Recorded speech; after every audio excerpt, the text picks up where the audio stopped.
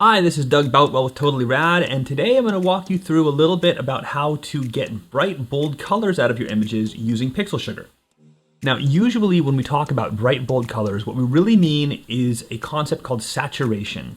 If you think of a photo that has no color whatsoever, that's desaturated, has no saturation. And on the other end of that, a photo with bright primary yellows and reds and blues and greens is going to be fully saturated, to the point where at a certain level, our eyes can't even register any more brightness, or the file that we're working with can't register any brighter colors. So that's going to be like 100% saturated.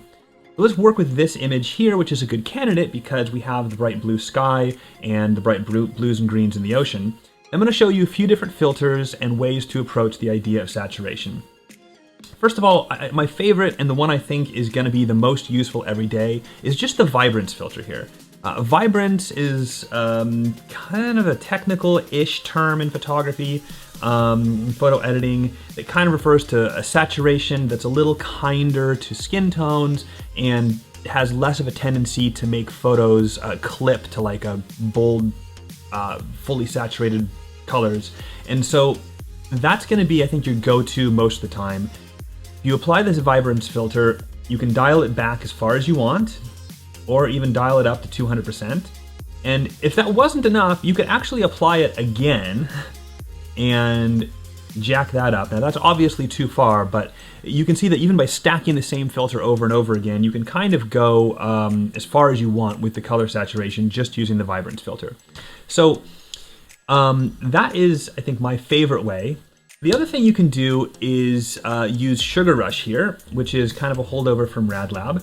That adds saturation in a bit more of a subtle way, which you may prefer.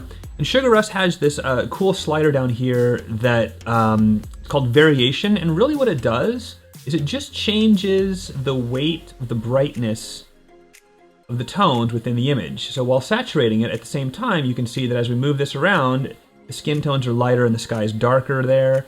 If we move it back this way, we get the opposite effect. So it's kind of an unpredictable slider, but at the same time it can yield really cool results and it's fun to play with. In addition to those two, we have Go-Go Saturation. Once again, a bit more of a subtle way to add saturation. We have Variotone,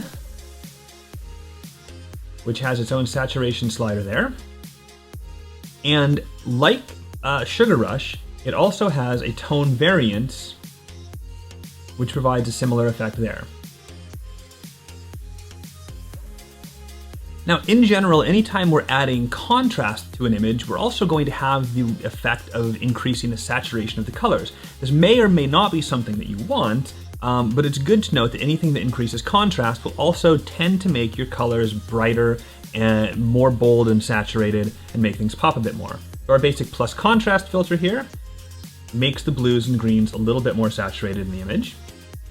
Filters like OSnap and Fofi have a general contrast increasing effect that's somewhat neutral, doesn't introduce any color cast to the photo. And those can be used to create a more bold, saturated look as well. Now, the last and most complex, flexible way to add saturation is just with the Hue Saturation filter. Up in the Adjustments panel, click Hue Saturation, and we're presented with a set of controls that gives you a lot of flexibility over specifically what colors you want to increase the saturation of, similar to what you'd get out of a traditional photo editor.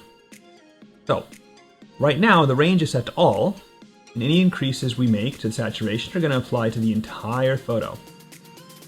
So in this case, let's settle into about 40% or so. In fact, let's go even a little bit farther. And at this point, we have a very orange skin tone that's probably way farther than we want to take it on the surfer in this photo. And what we can do is just limit the effect of this change to the blues and greens in the image. And we do that by starting to select a color range down at the bottom.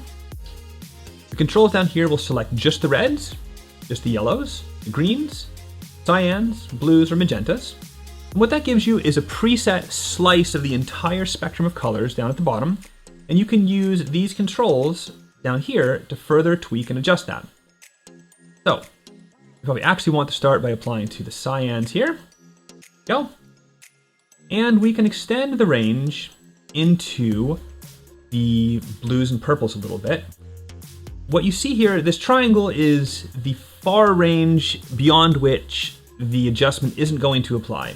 So all these colors in between these triangles, blues, magentas, oranges, yellows, greens, our saturation adjustment isn't going to apply there at all. You'll notice the skin tone in the surfer is completely unaffected, as that's kind of orangey reddy hue. And extend this out.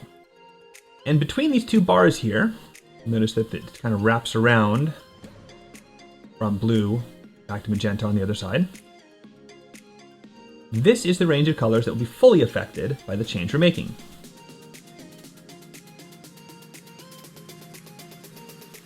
We can adjust that to include pretty much everything but the skin tones of the subject in this photo.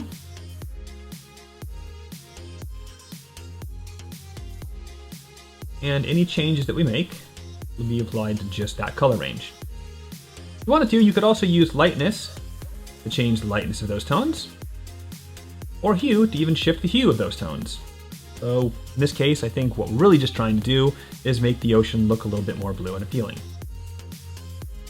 So that's it.